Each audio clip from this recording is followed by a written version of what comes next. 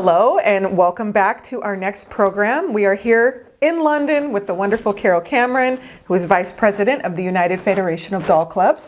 And we are here with Alicia Carver, who is behind the camera. And we are going to talk some woodens from Oberammergau. Correct. They're one of your favorites, aren't they, Carol? Absolutely. And it's always very fun for you to have somebody that really appreciates them, isn't it? It is indeed. And Alicia was lucky enough to hear Christiana Graflitz's program and these. I missed it. So I'm looking forward to seeing what she has to say. So this is going to be a wonderful conversation between Alicia and Carol, and they're both going to impart their knowledge, and then the program that was recently at the UFDC convention, and we're gonna chat dolls, so it's going to be so much fun. Okay, and we are here with Carol and Alicia Carver. Alicia, hi. How has it been to be at? Oh, it's been a dream. As you know, we came to London to see two things. Number one, Taylor Swift, and number two, Carol Cameron. And they both in no particular order, and they have both been very exciting. So the week started out fantastic, and it ended on a great note. Being here, seeing Carol's collection for the first time, which is amazing. So thank you for sharing with us. You're very welcome. More than welcome. So this particular grouping of wooden dolls is from the region of Germany called Oberammergau. Most people are familiar with the Continental region of Germany, which used to be Bavaria, or is Bavaria still. Anyway, Continentals have a slightly different look, but these Oberammergaus are a little earlier, probably 30 years earlier, and have a very distinctive appearance and look, and we're going to talk about that today. And I was so surprised to see how many are in this house in one location. Okay. Because usually you find maybe one or two in collections, but this is quite the nice collection you've built of them, Carol.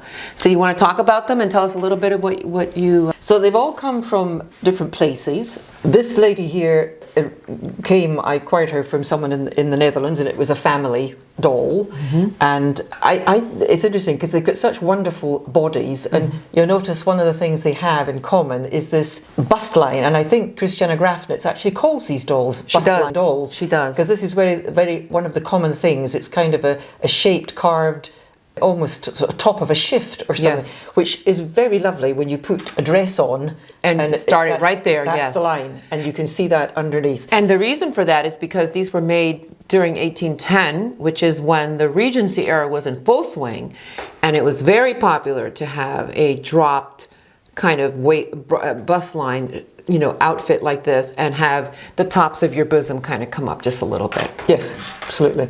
And I'm quite happy to have these. These are displayed in my collection with no clothes on, and I'm quite happy because I think the bodies are absolutely fabulous.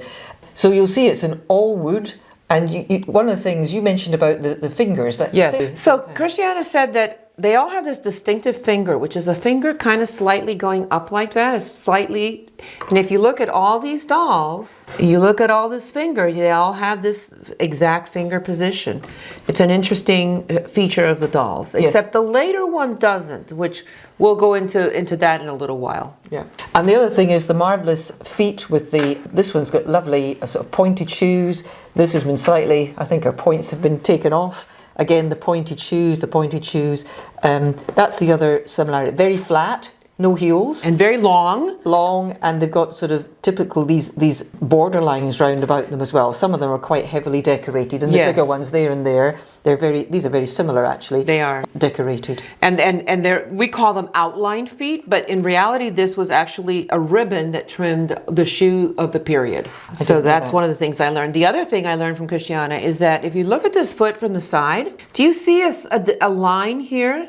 A little carving line there between the two. So the feet were actually made in two parts. It was not a one-piece carved foot. I didn't know that. The front of the foot is a piece that if you take this up off, you put it back on, and the foot is actually in two pieces. Okay. And that's what allows the foot to be so long and sturdier. Right. And we learned that lesson making our dolls with the longer feet. I remember. We were having troubles with the tips of the feet breaking, and then Charlie started to, after he learned this, he immediately started carving a two-part foot, and it made it stronger, and instead of trying to carve it all from one piece. Oh, so that was a really great thing we learned. Yeah, gotcha. Okay. No, these are wonderful. The other distinctive feature is also the ball jointing. So this is a slightly more sophisticated body than you see in the Grodner Talls, which are just tenon jointed. These are ball jointed. So if you look in here, and this is actually a really much harder body to carve. And the other thing, and I don't know if this will come out, is that no, it's not coming out. Sometimes these are just pinned in. The arms have this long pin, and it just goes into the center of the body. So there's a slightly, and you see the ball jointing here, and the ball jointing also in the back of the leg. Yeah, so they're fabulous, fabulous bodies. So these two to me look the earliest ones. Yep. And they've got family resemblance. They do. They do indeed. So another one of the characteristics in these dolls that she mentioned was that the eyebrows, if you look at the eyebrow over here, the eyebrow sort of goes up into a point. It's almost like a triangular shape of an eyebrow. And they're very stylistic, where you have thin eyebrow at the end, thicker in the center, and then a long, thin eyebrow at the end. And it's just something that you see in a lot of these dolls. They also have tiny, if you look in there, tiny, tiny painted lashes. Yes. Now, some may have lost it with time, but they always have like tiny little painted lashes. And the eye painting is a little bit more sophisticated than you find in Grodner tall dolls. Sometimes with a little even highlight dot inside the eye painting. And the reason for this is one of my very favorite dolls. she is wonderful. And and you can see the transition from this sort of doll going towards the Grodner tile. Yes. Because of the painted hair with the hair, the design and everything. So you can see this is on the way too, if you like. To the later one, which yes. is sort of transitional, where she still has the bust shape, but she doesn't have the I don't know that she was necessarily carved in the Oberammergau region. She may have been, possibly. She does have the bust line, but she's got the bust line, and she's got the head is quite a sort of egg shape. Yes. So it's an early. It is very, very early yes. Grodner tile coming from Oberammergau. Yes, and the arms are sort of like long paddles, and the fingers slightly going up. So what could have happened there? And she does have one other distinctive feature. Look at the ears. Turn the ears to the side, and then look at the ears on the larger one. Yes. They have very well-defined ears, and there's always this little sort of a piece going into the center, like that, kind of far into the ear, and you see it. You see it in most of the dolls of the period. Here's another one. It's got that very distinctive ear. And look at that profile. This is a real character doll. And the reason for that being is that, you know, the Grodner dolls were carved by not necessarily professional carvers. They were carved by families. Yes. It was a whole villages. Villages. Yes. It was a whole family business. And they started to realize that they could take the local pine from the trees and softer woods and carve them and send them down to the valley and sell them by the bushelfuls. To me, these dolls are more sort of coming out of the religious figures. Totally. Where they were very individually done by craftspeople. Yes. And who were professionally trained. You can trained. tell the carving is, and the shape, the facial shape too, is much more professionally done. It's almost, they're sort of coming up from being religious dolls into the more what I call portrait dolls, where they're non-religious. Yes. Absolutely. And I want to point this little one out because she's got some the other thing I want to say that Christiana mentioned is, look at the shapely calf. It's more like what you were saying, the human figure. It's closer to that. It's not just the straight, you know, pieces that we see in the later Grodner tall dolls. It's more defined features. The leg, you know, you almost have like the hint of a bone right here. And even the hands, the arms have the shapely... In fact, this reminds me of the sort of early glass-eyed wooden dolls, which were all wood, which the bodies were absolute works of art. Yes. And they had the carving here, the carving ankle bone, carved toes as well, etc. So in this early phase of doll making, extra time was taken, etc., etc. Absolutely, yes. This is a lady here. She's a miniature version of the bigger ones. Yes. She's still got that lovely carved bust line, and she's got all the components, the lovely body, the carving and the calves here, the lovely shoes, etc. But her hairstyle is quite distinctly different. It's this short hairstyle. Now, you said it was to do with the French Revolution? Yes. So this hairstyle was called the guillotine hairstyle, which was a lot of women in that period would sort of, it's similar to a pixie cut nowadays. Yes. But it was very, done with a blade, very short, and to give the illusion of, and it was done in camaraderie with all the people who were getting their heads guillotined during the French Revolution. Wow. So, and a lot of times you see the guillotine hairstyle with like a red band Yes. And the red band is to signify the blood of the revolution, et cetera, et Right. cetera. So it was a political statement to wear your Right. hair like that, and it was very, very popular. Yeah. But look at how pronounced her nose and her Yes. profile is. Yes. And again, the head is sort of very rounded, big towards the back. Yes. Have almost what I call like an alien appearance. The other thing that I noticed with these dolls is, and this is only because we've been carving them, and you kind of start to notice little details like this.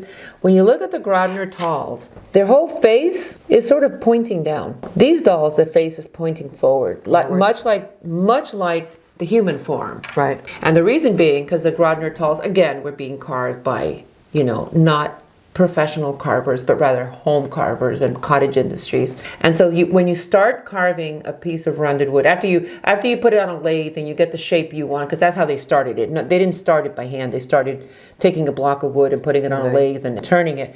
And then you start carving down. All of a sudden, before you know it, you got the face down here. Right. So you've got a lot of the Grodner Talls, so that's why I'm thinking this one is very transitional. You start to see where if you look at her profile versus the profile of that doll, Yes.